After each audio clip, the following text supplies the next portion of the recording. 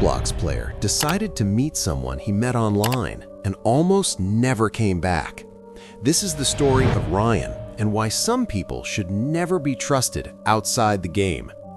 Ryan was 15, not the type to get into trouble, not the type to take risks, just a normal kid who spent most of his time online, especially on Roblox.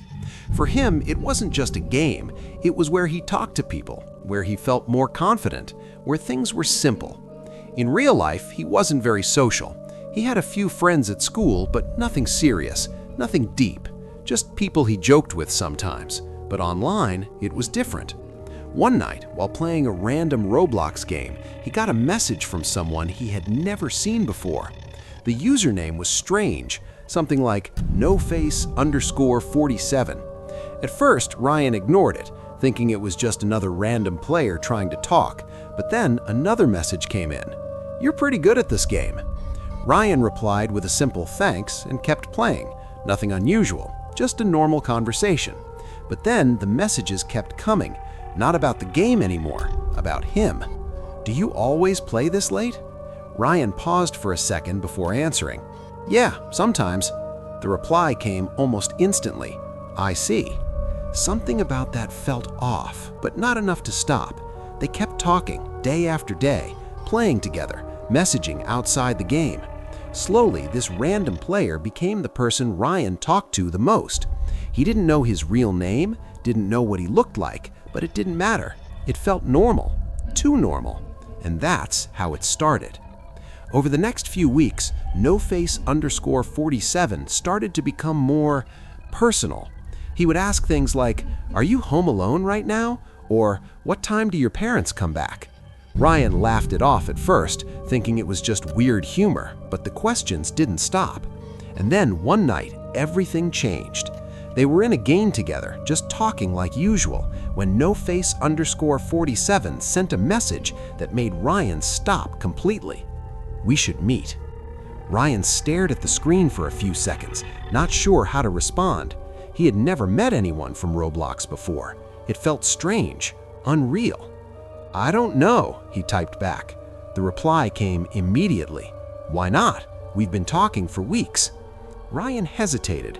Something in his head told him this wasn't a good idea, but another part of him was curious, because for the first time, someone from that world wanted to be real. "Where?" he finally asked. That's when things got even stranger. noface_47 didn't suggest a cafe, didn't suggest a public place. Instead, he sent a location, just coordinates, no explanation. Ryan opened it. It was somewhere outside the city, quiet, isolated. "What is this place?" he asked. A few seconds passed before the reply came. "Somewhere no one will bother us." That message should have been enough to make him stop, to block him, to leave, but he didn't. Because curiosity is stronger than fear, at least at the beginning. Over the next 2 days, they talked about the meeting more and more. noface_47 kept reassuring him, "It'll be fine. You can trust me. I just want to talk." And slowly, Ryan started to believe it. He didn't tell his parents. He didn't tell his friends. To him, it was just a quick meeting. Nothing serious, nothing dangerous, just someone from a game.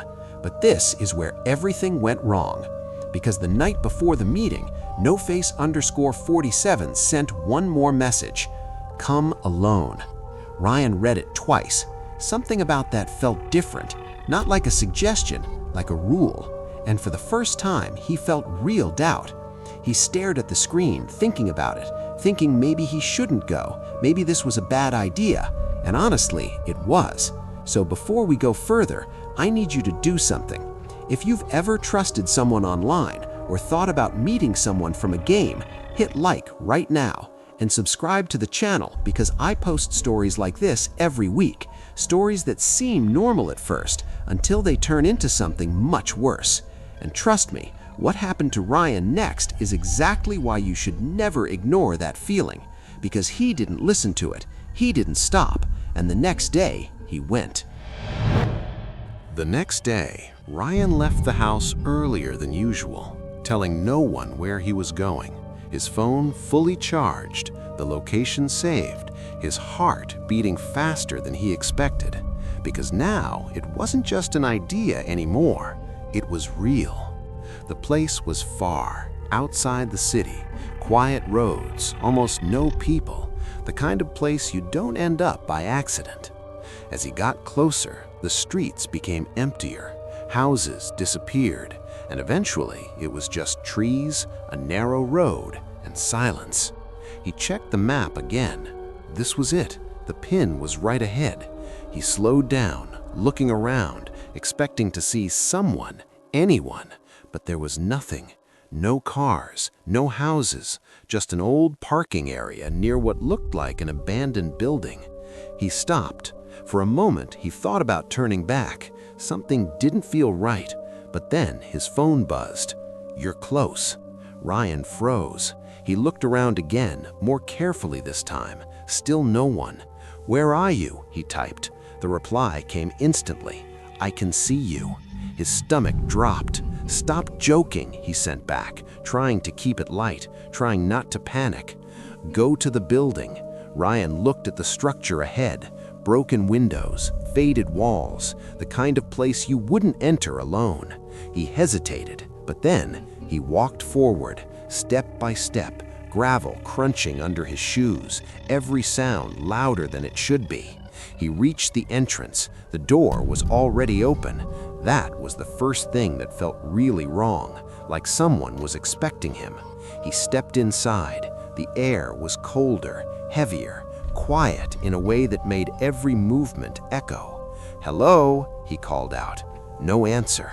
He took a few more steps in. Empty rooms, dust, nothing else. His phone buzzed again. "Keep going." Ryan turned in place. "Where are you?" he typed. "Upstairs." He looked toward the staircase. It was dark, too dark to see clearly. He stood there for a second, thinking, "This is stupid. This is a bad idea. Just leave." But he didn't. He started climbing, each step slower than the last. The sound of the stairs creaking under him made his chest tighten. Halfway up, he stopped because he heard something, a sound. Not from his phone, not from outside, from above him. A step, then another. Someone was there. "Who's there?" he shouted, his voice echoing through the building. Silence. Then his phone buzzed again. "You came alone. Good." That message hit differently. Ryan backed up one step, then another, his instincts finally catching up to him. "This isn't funny," he said, louder now. No response. And then, footsteps, clear this time, moving, not toward him, around him, like someone was circling upstairs. Ryan turned and started going back down, faster now, his breathing heavy. The stairs felt longer than before. When he reached the bottom, he didn't stop. He headed straight for the exit, but right before he got there, the door slammed shut, loud, sudden. Ryan jumped back. "What the?" He rushed forward and grabbed the handle. It wouldn't move. He pulled harder. Nothing. Locked. From the outside. His heart started racing. "Open it!" he shouted, hitting the door with his hand. No answer. Just silence. And then, slow footsteps from behind him. Ryan didn't turn around. Not this time. He knew someone was there. Close. Too close. His phone buzzed again in his hand. "Don't run." That was it. Ryan ran. He didn't think. He didn't look back. He sprinted down the hallway, looking for another way out. Any door, any window, anything. The footsteps followed, faster now, matching his speed. He turned a corner and saw a broken window at the end, light coming through. He pushed toward it, grabbed a loose panel, forced it open wider, cutting his hand in the process, but he didn't care. He climbed through and dropped outside, hitting the ground hard, rolling, then getting up immediately. He didn't stop running, not until he reached the road, not until he saw other cars in the distance, not until he knew he wasn't alone anymore. He looked back once. The building stood there, quiet, empty, like nothing had happened. But he knew someone was inside, watching, waiting. Later that day, when he finally got home, his phone buzzed one last time. Unknown number. One message: you weren't supposed to leave. Ryan never replied. He blocked the number, deleted everything, and he never went back to that place again. The account, No Face 47, disappeared. No profile, no history, no trace, like it never existed. But Ryan knows it was real, because sometimes, late at night, he still gets messages from numbers he doesn't recognize, and they always say the same thing: I can still see you. So if someone you met in a game asks you to meet them somewhere isolated, somewhere no one else will be, maybe don't go. And if you made it this far, tell me honestly, would you have turned around when you had the chance, or would you have gone inside anyway? And if you want more stories like this, ones that start normal and end in ways you don't expect, make sure you're subscribed, because the next one might be even worse.